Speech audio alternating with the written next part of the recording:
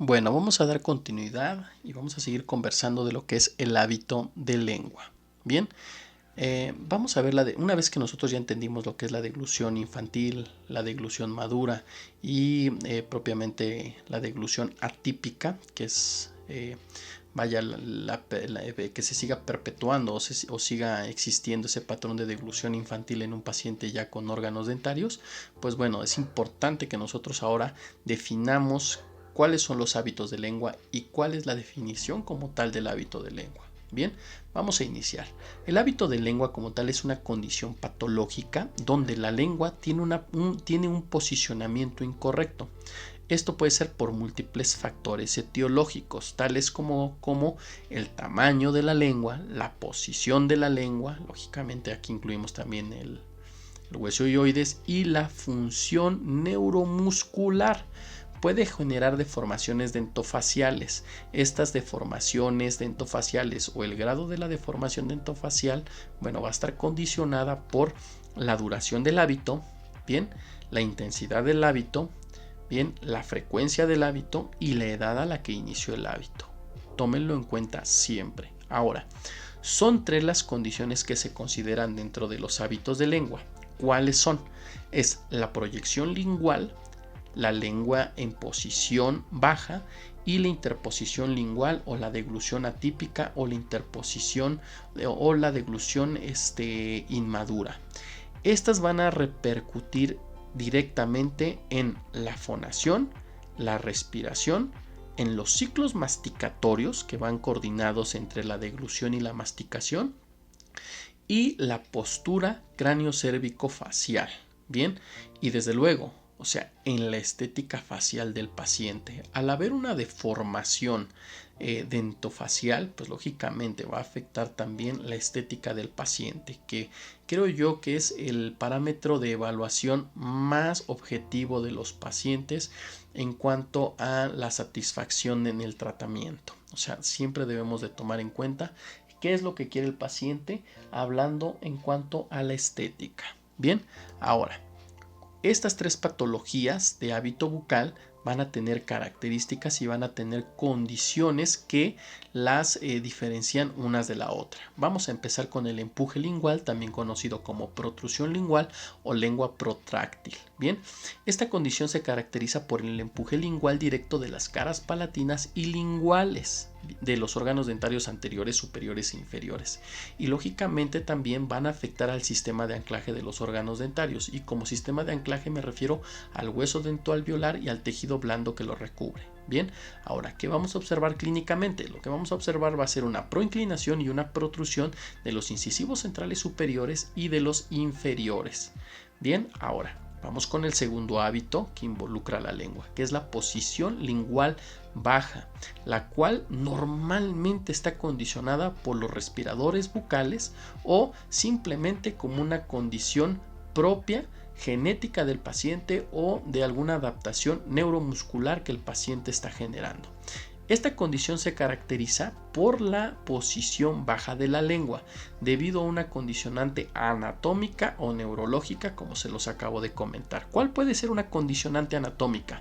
Bueno, una condicionante anatómica podría ser una anquiloglosia o un frenillo lingual corto. ¿Cuál podría ser una neurológica? Un patrón de deglución mal instaurado, también a causa de diferentes factores. Recordemos que son 4 las etapas de la deglución, entonces hay diferentes neuropatías que pueden estar afectando estas etapas o pueden estar afectando en sus diferentes etapas. Bien, ahora, ¿qué voy a observar clínicamente? Lo que voy a observar va a ser una sobreexpansión de la arcada inferior.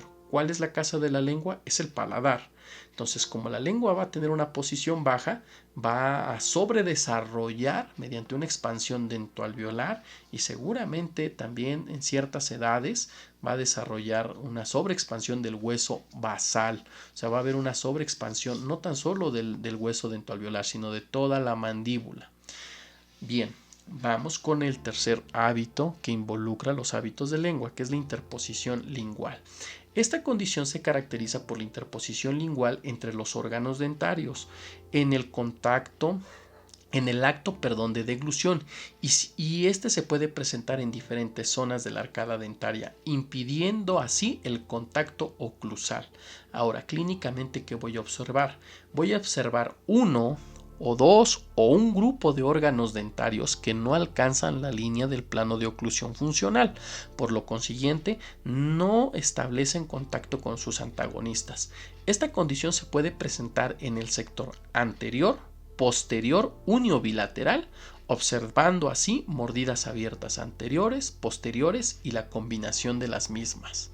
Bien, ahora, ¿qué debo de considerar en el momento en que yo trato a un paciente con un posible hábito de lengua o una mordida abierta, o sospecho yo en general de un hábito lingual, sea cual sea posición baja, lengua protráctil o interposición lingual?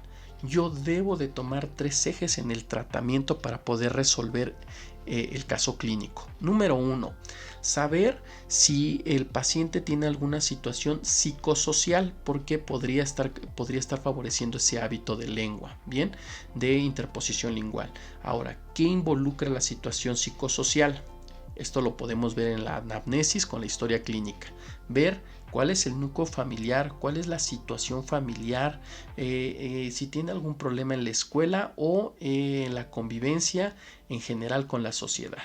Bien, ahora, si nosotros detectamos esto en la historia clínica, ya podemos empezar a ver áreas de oportunidad con mi equipo multidisciplinario. Bien, ahora, si el paciente también, también debemos de tomar el enfoque de un tratamiento o el enfoque de una situación anatómico-estructural o anatómica estructural. ¿Qué debemos de evaluar aquí? Bueno, debemos de evaluar las características morfológicas y funcionales tanto de tejido blando como de tejido duro. ¿Qué les vamos a evaluar? Bueno, las vamos a evaluar en cuanto a situaciones cualitativas y cuantitativas.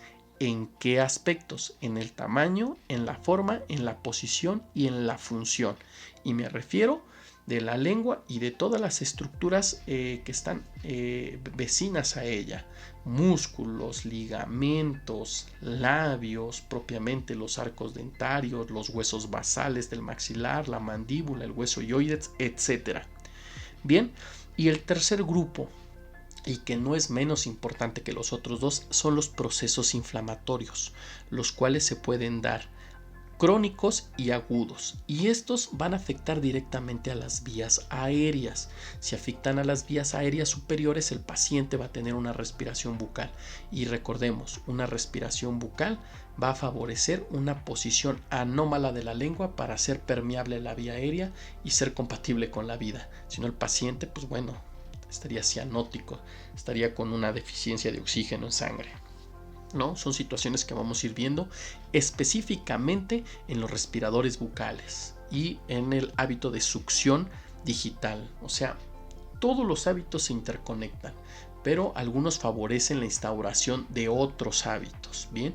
Y otros, lógicamente, o sea, pasan desapercibidos, ¿no? Vamos a irlos viendo todos, cada uno específicamente. Bien, ahora, ¿qué otras cosas debo de considerar? Debo de considerar que la mordida abierta anterior y la mordida abierta posterior constituyen una de las anomalías más difíciles de tratar y es la que mayor incidencia de recidiva presentan. O sea, imagínense, es la que mayor incidencia de recidiva presenta. O sea, prácticamente son tratamientos complejos, difíciles, bien, sea cual sea la etiología. Se debe diagnosticar si la etiología de la mordida abierta anterior o posterior es por factores etiológicos propiamente esqueléticos o por la presencia de algún hábito de deglución atípica. Eso es básico, ya les di varias herramientas, de hecho ya vimos algún artículo que les puede servir y lógicamente hay algunos factores que nos propician más, todavía nos refuerzan más nuestro diagnóstico. Ricketts, Steiner, Jarabak, el mismo Rakosi, ¿no? Y ahorita que les acabo de decir también el triángulo hioideo del doctor Rocabado, pues bueno, o sea, entre más análisis hagamos, más certero va a ser nuestro diagnóstico y más certero va a ser nuestro plan de tratamiento. Bien, ahora, Se recomienda hacer un diagnóstico exhaustivo en cuanto al factor etiológico, ya que en ocasiones las mordidas abiertas de origen esquelético propician, porque existe ese espacio, la deglución atípica. Si esta es la razón, la deglución atípica, sin que esta deglución atípica sea la razón primaria de dicha condición clínica. Esta situación empeora la deformación dentofacial y podría entorpecer el tratamiento certero. Si nosotros tenemos una mordida abierta que es de origen esquelético, va a existir el espacio de esa mordida abierta. La lengua se va a estar interponiendo ahí y esto lo va a empeorar. Pero no quiere decir que la interposición lingual haya creado esa mordida abierta. Aquí es muy cierto ese dicho que dice que ¿qué es primero, el huevo o la gallina? Claro, si existe el espacio, la lengua se va a meter.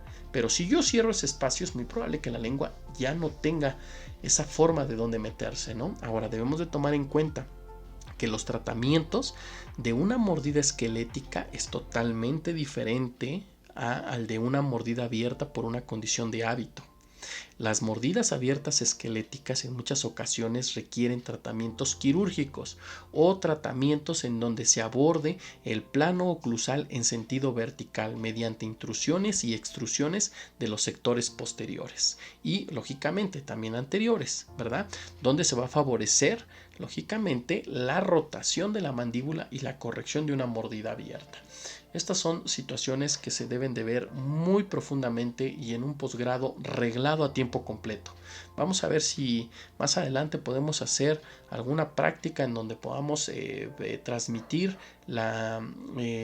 cómo se elabora un plan de tratamiento y cómo se diagnostica específicamente un caso clínico de este tipo. Bien, mordidas abiertas de origen esquelético. Ahora, la valoración de la posición del hueso hyoides es fundamental en el diagnóstico etiológico y en el pronóstico a largo plazo por la incidencia de las recidivas. O sea, siempre estar monitorizando radiográficamente y clínicamente cómo se está comportando esa deglución atípica que en teoría erradicamos o controlamos o redirigimos a nuevos patrones neuromusculares. Bien, pero es siempre importante, recordemos, los tratamientos de la interposición lingual y de los hábitos de lengua no solamente son con aparatología ortodóntica, también van de la mano de un equipo multidisciplinario con diferentes terapias opcionales y algunas obligatorias y que trabajan en conjunto y haciendo un sinergismo en el tratamiento de la mano con los ortodoncistas. Bien,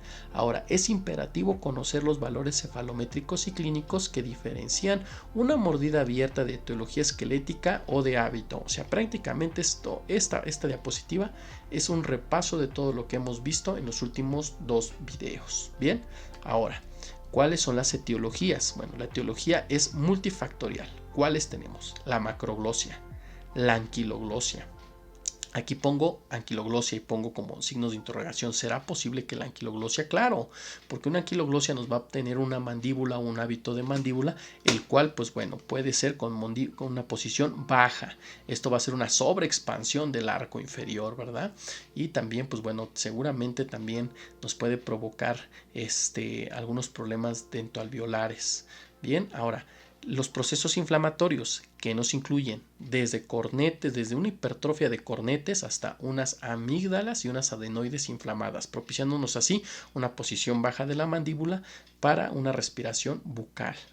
El uso de biberones por mucho tiempo, ya sea una lactancia artificial o una succión no nutritiva, que es el uso del chupete, también nos puede propiciar la instauración de una deglución atípica. Recordemos que muchos de los hábitos bucales tienen una concepción psicológica y muchos de ellos se hacen para poder tener esa sensación de alivio. Es una válvula de escape. Entonces, el hecho de que nosotros quitemos el uso de un chupete o de una mamila o del mismo seno materno, pues bueno, va a entrar en una etapa de crisis emocional el pequeñito y va a tratar de sustituir o va a tratar de madurar, ya sea de una forma correcta o incorrecta, esta pérdida, ¿no? Finalmente para ellos es una pérdida, es un cambio de hábito de lo que están acostumbrados a algo que es nuevo. Bien, ahora los factores genéticos, pues bueno, son las situaciones que vimos de mordidas abiertas, esqueléticas, desequilibrios del control del sistema nervioso, pues tienen que ver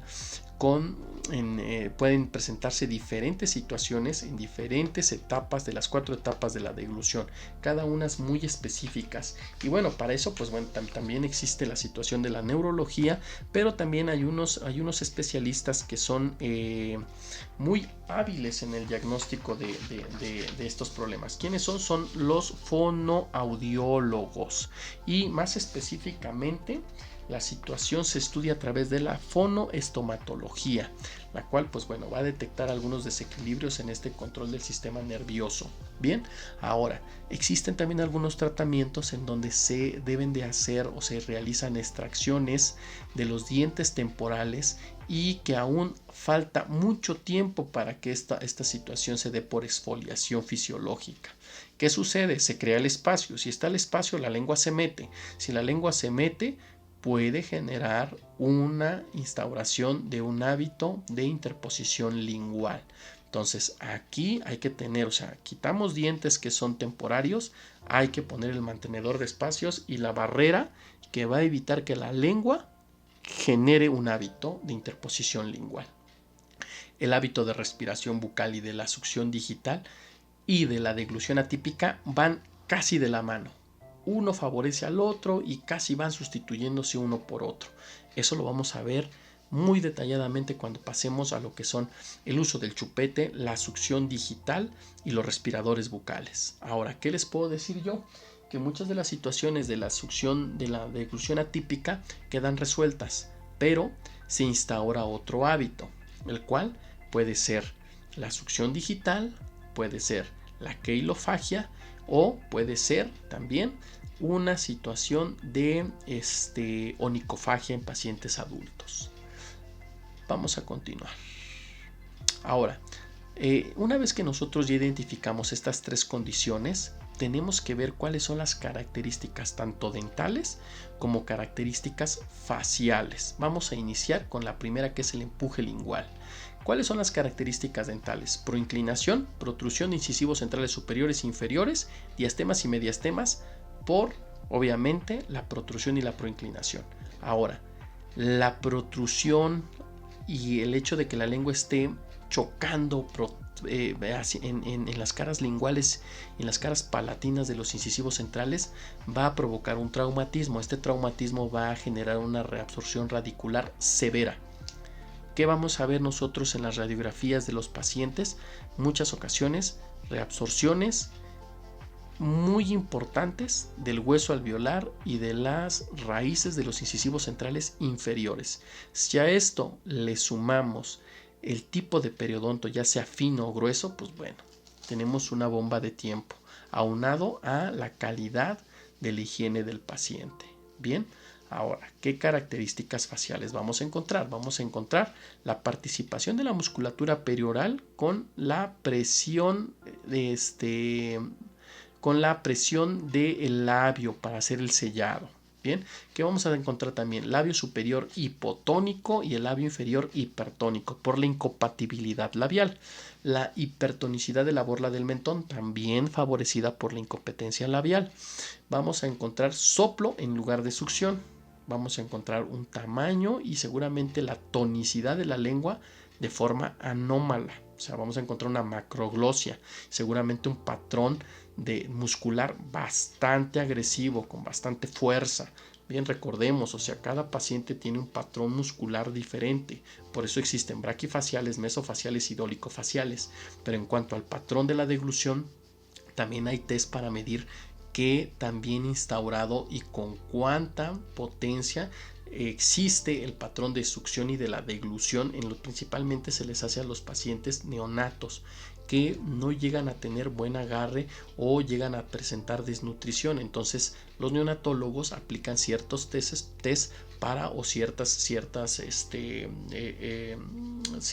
test para poder determinar si el problema es por una mala absorción o por algún problema neuronal o neurológico que involucre el acto de la succión y la deglución. Bien, ahora vamos a encontrar también babeo nocturno, dificultad al ingerir ciertos alimentos con texturas muy específicas, ya sean sólidos o ya sean alimentos que sean blandos o semisólidos. Bien, acumulación de la saliva al hablar y el poco control de la misma, o sea, van a estar salpicando cuando hablan, bien, la saliva, y también problemas de fonación. Recordemos que todo va entrelazado. Ahora, las características de una posición baja de lengua. Podemos encontrar pacientes respiradores bucales, bien, pero también podemos encontrar un aumento, eso sí es un hecho, un aumento de las dimensiones sagitales y horizontales de todo el arco inferior. ¿Esto por qué? Porque la lengua no está en su casa. ¿En dónde está? Está en el piso de boca, donde no debe de estar. ¿Qué podemos ver? También unas pseudoclases 3. ¿Por qué? Por una sobreexpansión en todas las dimensiones del arco inferior. Vamos a encontrar diastemas y mediastemas en el arco inferior y vamos a encontrar mordidas cruzadas posteriores y mordidas cruzadas anteriores. Igual por la sobreexpansión del arcada inferior. Ahora, si el paciente es respirador bucal, la lengua no va a tener una posición baja por alguna condición como un frenillo lingual, sino va a ser una condición de posicionamiento de confort por parte del paciente para hacer permeable la vía aérea. En ese caso, esto rompe la regla. No vamos a tener sobreexpansión del arco inferior. Lo que vamos a tener va a ser, al contrario, una retracción y un crecimiento, una posición retrógnata de la mandíbula y un crecimiento horario del paciente, hablando específicamente de la mandíbula, pero es porque no existe una permeabilidad de las vías aéreas superiores y el paciente hace una adaptación mediante la respiración bucal y mediante la tracción del hueso ioides y de los músculos suprayoideos de la lengua, llevándola hacia el piso de boca y manteniéndola ahí. Y obviamente pues también esto no tiene que ver con una posición baja por una cuestión anatómica, tiene que ver con una posición baja por una adaptación, por una inflamación de las estructuras blandas de la vía aérea. Bien, ya sean cornetes, ya sean adenoides o amígdalas. Ahora, ¿qué características faciales vamos a tener con una lengua en posición baja hablando de una cuestión anatómica? O sea, por un frenillo, una anquiloglosia, un frenillo lingual. Vamos a tener perfiles clase 3 y una incompetencia labial. Bien, ahora, por último, la interposición lingual y la deglución atípica o la deglución inmadura. Características dentales. Sí o sí, mordida abierta, ya sea en la zona anterior, en la zona posterior de forma bilateral o la combinación de las mismas. ¿Qué vamos a encontrar también? Vamos a encontrar la protrusión y la proinclinación de los incisivos centrales superiores e inferiores. Y vamos a encontrar también la reabsorción radicular de los dientes donde más traumatismo exista. Bien, ahora, ¿qué características faciales vamos a tener con esta interposición lingual o con esta deglución atípica? Bueno, lo primero, pues que el paciente cuando coma o el paciente cuando habla, vamos a escuchar alteración de la fonación, pero vamos a ver también la mordida abierta. Si es en anterior, va a ser muy fácil de identificar para un ojo clínico entrenado. Bien, que vamos a ver también la protrusión de los dientes anterosuperiores y la aparición de diastemas. Aunque son características dentales, cuando el paciente se ríe, las vamos a ver. Estamos viendo también la cara. Y no me refiero a características faciales, aquí debo de aclarar que las personas comunes vayan a identificar. Me refiero a características faciales que el ortodoncista va a identificar en el momento que se está entrevistando con el paciente. A esas me refiero, ¿bien? ¿Qué vamos a encontrar también? La inhibición del crecimiento vertical del proceso dentoalveolar, tanto donde se esté llevando la interposición lingual, ya sea en anterior, ya sea en posterior, ya sea en el sector medio. Vamos a ver ahí una inhibición del crecimiento vertical. Vamos a encontrar incompetencia labial. Recordemos que estos pacientes por la protrusión van a tener una proquelia. Esa proquelia va a impedir que exista un sellado labial correcto. Por lo tal va a haber una incompetencia labial. Bien, vamos a tener problemas fonéticos, no van a poder pronunciar bien la S ni la D y van a hablar un poco raros. De ahí que nosotros debemos de identificar la dicción y la fonética del paciente para poder determinar qué está provocando esa alteración de los fonemas. Vamos a tener un colapso del maxilar, por lo tanto una cara estrecha. Vamos a tener una posición atípica de la lengua cuando el paciente deglutan, lo vamos a poner a deglutir ciertos alimentos, ciertos líquidos en el consultorio y vamos a encontrar lógicamente la interposición lingual en diferentes zonas de acuerdo a la clasificación tipo 1, tipo 2 o tipo 3 o tipo 4, ¿verdad? Que vamos a ir viendo ahorita. Ahora, la falta de contracción de los maceteros, o sea, cuando nosotros hacemos una deglución en un estado normal sin patologías, los maceteros se van a contraer. Bien, en estos pacientes no. ¿Por qué no? Porque la contracción va a ser a través de los músculos intrínsecos de la lengua, músculos extrínsecos de la lengua y músculos accesorios para poder llevar esta deglución que es totalmente atípica. El sellado se va a llevar a través de la lengua. Bien, entonces es importante tomar en cuenta eso.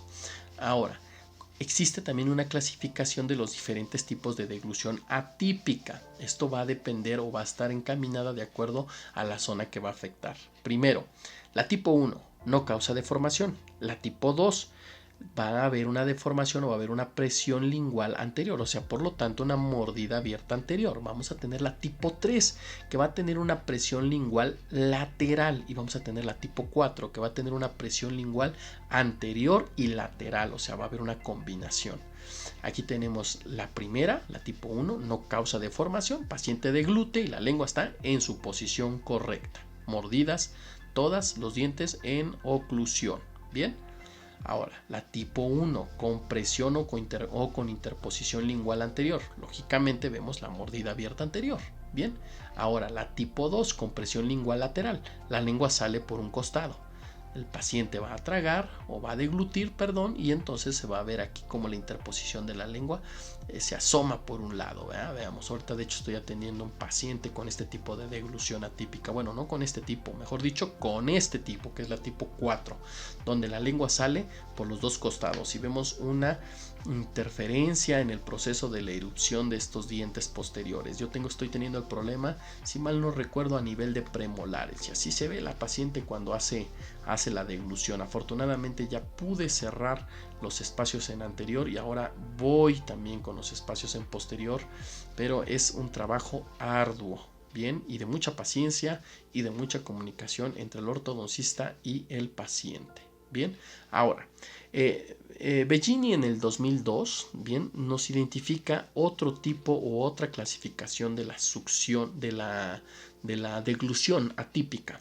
¿Cuál es esta diferencia? Bueno, que la deglución atípica se da no por el sellado lingual, sino se da por el sellado a través de la interposición del labio inferior. ¿Cómo se da esto? Bueno, el paciente hace la deglución, el acto de tragar o de deglutir, y entonces va a ser como si tuviera un hábito de queilofagia, a diferencia que va a ir acompañado del acto de la deglución. ¿Qué nos va a provocar esto? Nos va a provocar exactamente lo mismo que provoca la queilofagia, con la diferencia de que el sellado o que este acto se está dando porque está propiciando la posición de este labio inferior, el sellado, para que se lleve a cabo el acto de deglución. Entonces, es un descubrimiento clínico, el cual pues lógicamente pues fue publicado. Entonces es importante tomarlo en cuenta, porque seguramente algún día nos podría llegar esta variante de la deglución atípica.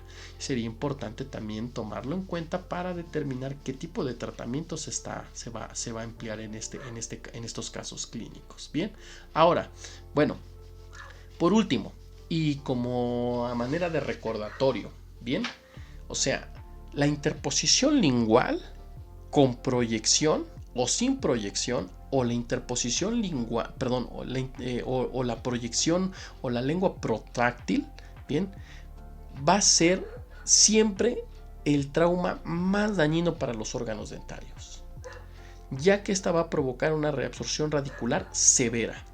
Entonces, ya no tenemos una situación solamente de una malformación dentaria, podemos tener también la pérdida prematura de órganos dentarios. Entonces, ¿cuáles son estos dos hábitos que nos van a favorecer esta reabsorción radicular?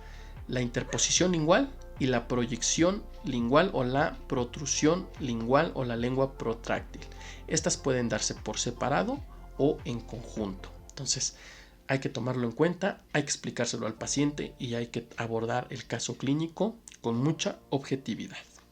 Bien, espero que les haya servido y estamos en contacto. Saludos.